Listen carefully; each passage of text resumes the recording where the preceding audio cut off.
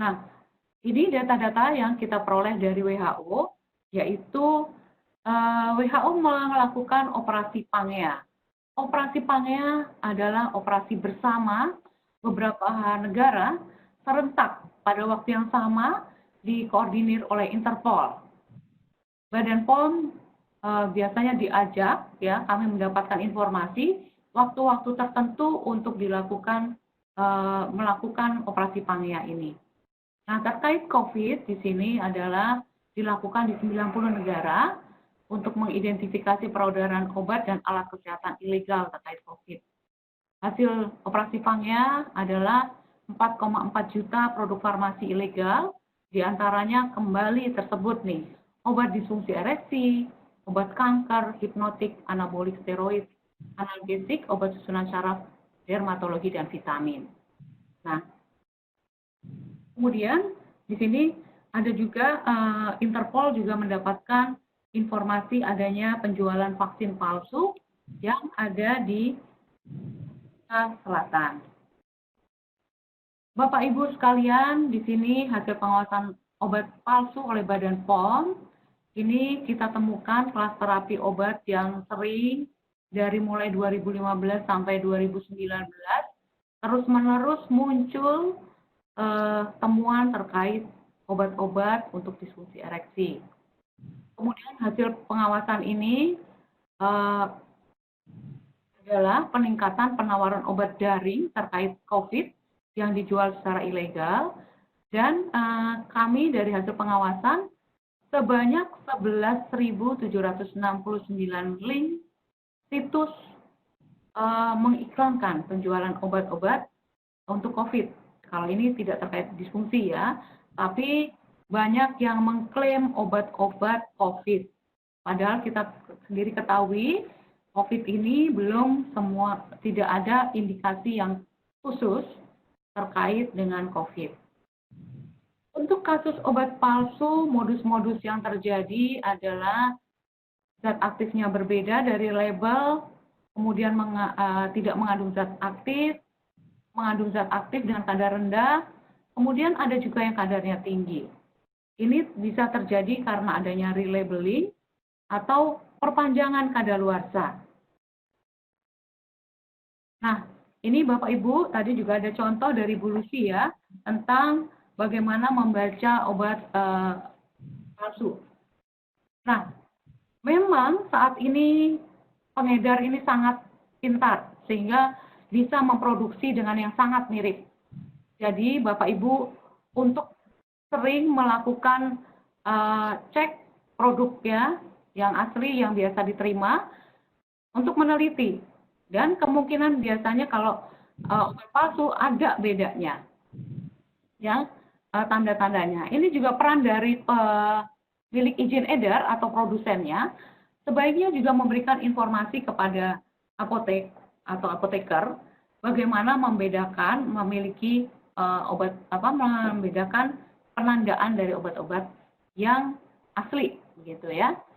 Nah, yang jadi masalah, Badan POM ini pengen sekali bisa memposting obat-obat palsu yang kami temukan, tapi memang pemilik izin edarnya banyak yang tidak bersedia, ya, karena takut nanti pada ragu begitu ya membeli obat tersebut.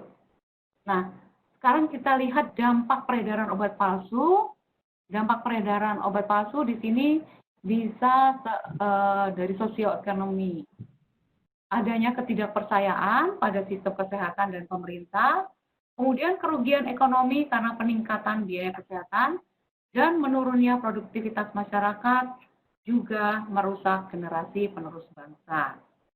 Nah, terkait dengan kesehatan masyarakat, ternyata tentu saja menyebabkan penyakit yang lebih parah karena tidak disembuhkan oleh obat yang tidak memiliki khasiat keamanan dan mutu. Kemudian menyebabkan kecacatan untuk antimikroba, terjadi resistensi obat, dan bisa terjadi kematian. Nah, di sini juga lanjut kita bahas tentang dampak peredaran obat palsu. Untuk Viagra di sini Bapak Ibu tentu yang di sarana pelayanan mengetahui pasti di setiap kotaknya ada penandaan cara kerjanya, dosis, perhatian, dan efek samping ya. Nah, jika obat Viagranya adalah Viagra yang palsu, tentu dosisnya tidak sesuai, tidak memperhatikan riwayat penyakit. Ya. Si pembelinya dia asal minum, misalnya pria dewasa dengan riwayat penyakit jantung. Dia tidak memperhatikan bahwa ada kontraindikasi gitu. Nah, akibatnya terjadi pelebaran pembuluh darah yang memicu penyakit jantung, misalnya berdebar-debar. Dan kasus ekstrim adalah kematian karena serangan jantung akibat pelebaran pembuluh darah yang tidak terkontrol. Nah, ini Bapak Ibu sekalian, jika ditanyakan, saya bisa berperan di mana sih, gitu ya? Bapak Ibu sekalian, kita bisa berperan di dalam memberikan laporan. Sumber informasi yang kami bisa tindak lanjut, asalnya dari laporan masyarakat, ada laporan pelaku usaha juga, laporan tenaga kesehatan, kemudian selain itu hasil pemeriksaan sarana oleh Badan POM, hasil pengawasan farmakovigilans, kemudian hasil pengawasan promosi dan penandaan, hasil sampling surveillance, dan juga kita juga bisa melihat dari media massa. Media massa seringkali juga memberi info ada obat-obat, nah kita bisa mungkin mencari di wilayah-wilayah tertentu yang sering diberitakan menjual obat-obat yang tidak layak, gitu ya. Lokus-lokus temuan yang sering terjadi, ada warung, ada gerobak, ya, dan juga kita temukan di gudang ilegal. Nah, ada lagi yang kita mesti waspada sekarang dengan penjualan daring, dan ini yang jangan sampai teman-teman di sarana pelayanan kefarmasian yang resmi membeli obatnya dari daring ya, karena ada juga nih informasi saking susahnya mendapat obat, akhirnya belilah dari daring. Nah, ini yang kita lakukan kami di Kedeputian 1 Pengawasan Obat, melakukan tindak lanjut. Jika ada informasi tersebut, kami lakukan sampling, dilakukan diuji di lab kami di P3OMN. Kemudian kita juga lakukan klarifikasi ke industri farmasi, penelusuran lanjutan oleh balai. Kemudian jika memang itu sangat meresahkan, kita buat public warning dan respon ke instansi terkait atau pelapor. Ini Bapak Ibu sekalian, mungkin ada beberapa yang sudah terinformasi terkait dengan mekanisme di Badan POM yang baru untuk pelaporan obat substandar dan ilegal oleh tenaga kesehatan. Akhir tahun lalu kami melakukan launching untuk BPOM Mobile. Sebelumnya kami melakukan pilot project dengan WHO, tujuannya meningkatkan budaya pelaporan oleh tenaga kesehatan.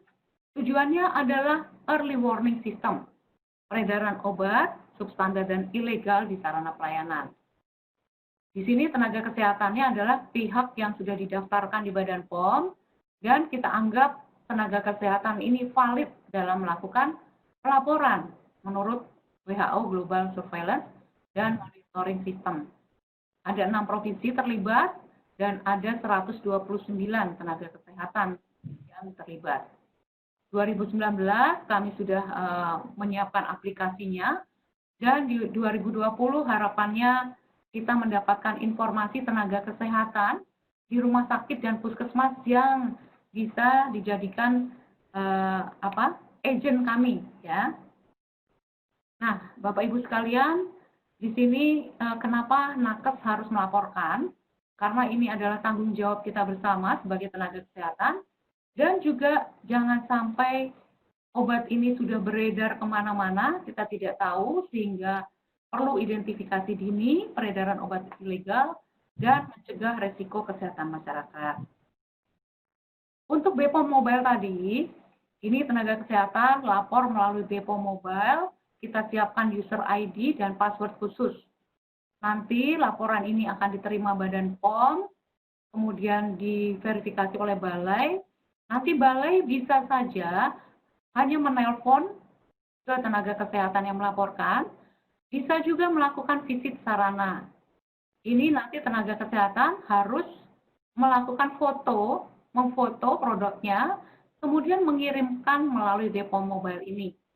Nanti ada pedomannya bagaimana melakukan foto supaya kelihatan batch-nya, kemudian ada tanda-tanda lainnya pada kemasan. Nah, Badan POM akan melakukan kajian laporan dan akan memberikan feedback pada pelapor. Nah, ini sekarang juga upaya pencegahan, pemerintah melakukan pengawasan komprehensif dari hulu ke hilir, kemudian memberikan sanksi yang tegas, pengawasan di jalur pelabuhan tikus, sertifikasi CPOB, CDOB, komunikasi informasi pada masyarakat, dan kita punya program Ayo Buang Sampah Obat Dengan Benar, dan kolaborasi dengan stakeholder termasuk dengan IAI. Kemudian untuk tenaga farmasi, bagaimana caranya mencegah? Yaitu menjaga kepatuhan terhadap regulasi CPOB, CDOB, dan standar pelayanan kefarmasian. Jadi ini menjaga integritas jalur distribusi obat. Kemudian lakukan kualifikasi pemasok dan pengadaan dari sumber resmi. Kemudian memeriksa dokumen dan kondisi obat saat penerimaan dan melaporkan. Jangan sampai Bapak Ibu ya, yang di sarana pelayanan kefarmasian mendapatkan atau faktur yang kosong atau bodong, nggak jelas alamatnya. Ya, harus ada alamat dan juga teleponnya si pemasok ya. Kemudian untuk masyarakat di sini tentu harapannya adalah mengkonsumsi obat sesuai kebutuhan dan anjuran dokter, membeli di sarana resmi, dan cek kemasan label, izin edar, dan kadaluarsa. Kemudian membuang sampah obat dengan benar, dan melaporkan obat yang diduga palsu. Bapak Ibu sekalian, ini tanggung jawab kita bersama untuk apoteker dalam pengadaan dan penyaluran, dan juga jangan lupa obat kembalian.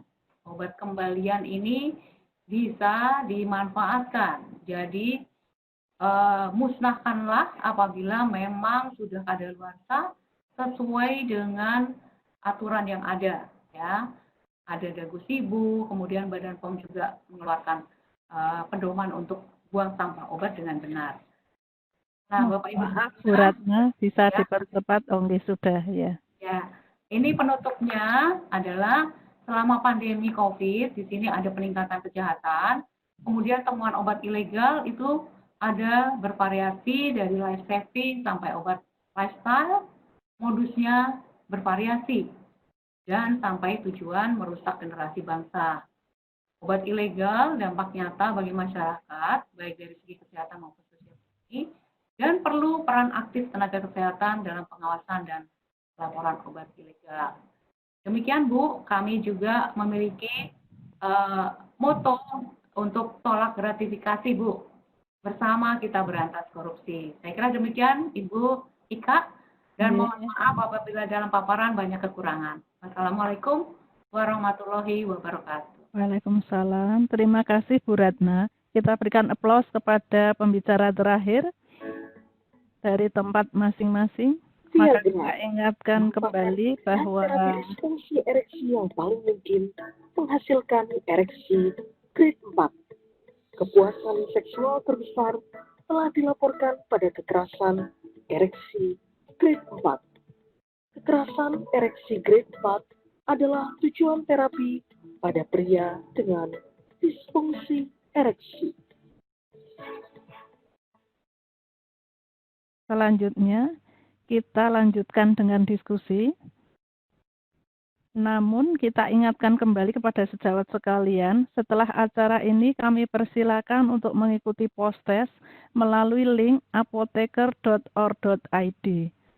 Maka akan kami bacakan beberapa pertanyaan untuk penanya yang sudah dirangkum oleh teman-teman admin.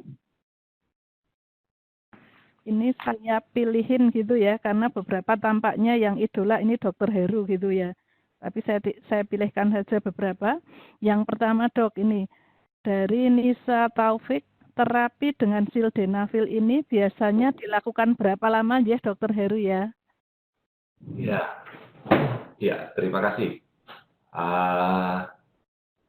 Jadi beberapa pertanyaan yang sudah saya jawab tadi, jadi ada satu pertanyaan yang Bu Ika tadi sampaikan, terapi dengan sildenafil berapa lama? Ya tergantung kebutuhan dong. Kalau misalnya dari proses evaluasi penyebab itu sudah selesai, tentu ereksi sudah bisa terjadi alamiah, sehingga nggak membutuhkan lagi bantuan pyruvate inhibitor. Nah, jadi pertanyaannya berapa lama? Itu tergantung kebutuhan. Ya, selama dia tidak taat itu gaya hidupnya, faktor penyebab misalnya ada diabetes dan lain-lain, sakit jantung misalnya. Tidak terkontrol cukup lama ya dok. Ya. Mengganggu, otomatis dia masih membutuhkan. Tapi kalau dia sudah bisa menangani masalah fisiknya, psikologisnya dia sudah bisa, ditambah dengan relationship-nya dia bagus, gairah. Gairah itu multifaktorial. Jadi tadi evolusi ya, tadi menyampaikan juga dengan bagus itu relationship. Jadi gairah itu tetap harus membantu. Jadi faktor psikologi tentu kalau memang sudah selesai, ya nggak perlu bantuan lain. Jadi semua sangat individual ya dok, tergantung masalah masing-masing. Matur nuwun, saya refer dulu ke Bu Ratna. Kayaknya ini ada pertanyaan untuk Bu Ratna dari Pak Agus Supriyono. Bolehkah atau bisakah aparat kepolisian langsung melakukan pemeriksaan ke Sarpras Farmasi tanpa didampingi oleh pegawai Dinkes ataupun BPOM meskipun mereka membawa surat tugas dari kepolisian? Gimana Bu Ratna? Baik Bu, terima kasih. Berat ini dok. Langsung dijawab nih ya? Iya langsung Bu. Terima kasih Bu Ika.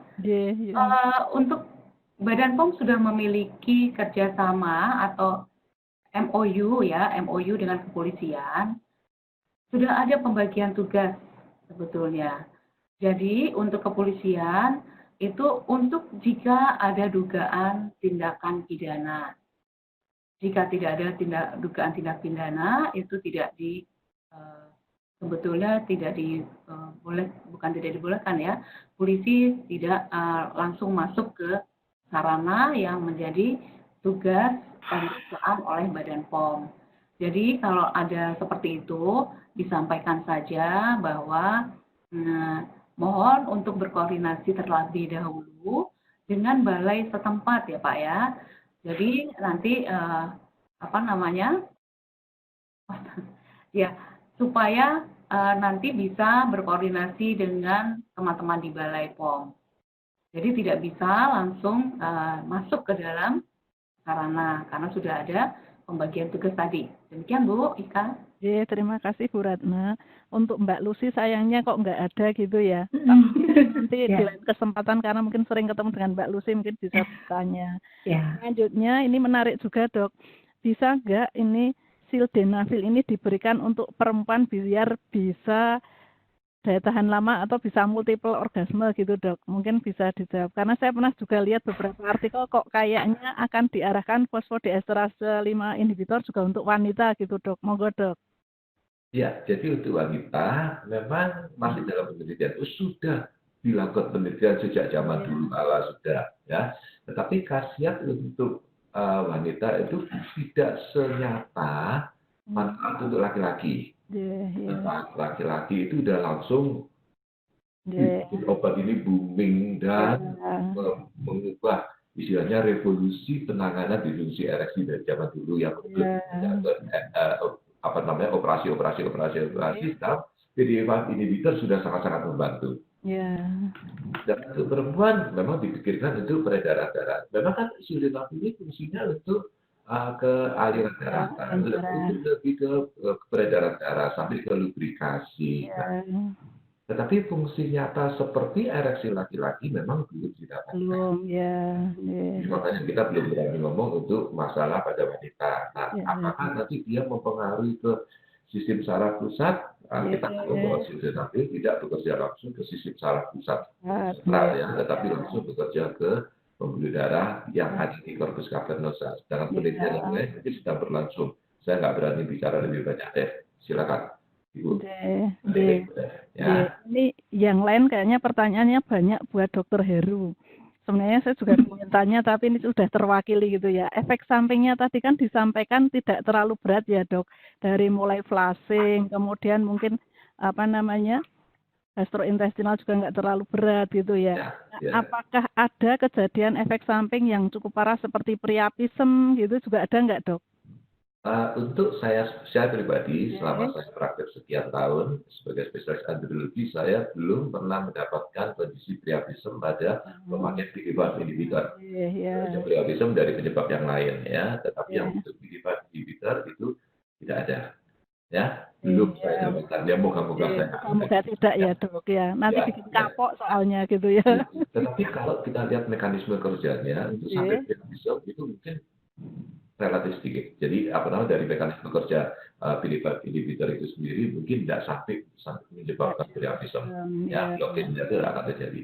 Mungkin boleh saya ingatkan tadi ada satu pertanyaan yang mungkin bisa dibantu Bu Lucy menjawab gitu tentang apa tadi saya tentang pemberian obat apa namanya kalau nggak salah kaitan dengan pemberian obat DM ya. obat penyakit kronis yang lain dengan diabetes. Iya. Bisa dibantu Bu Lucy. Oh iya. Bu Lucy, monggo Bu ada pertanyaan, kalau seseorang ini mengalami juga DM, apakah kedua obat itu harus tetap digunakan gitu ya? Dan kemungkinan juga apakah ada interaksinya atau tidak? Kalau setahu kita kan kalau untuk beta blocker itu kan pasti ya interaksinya ada gitu ya. Nah kalau untuk diabetes bagaimana Bu Lucy?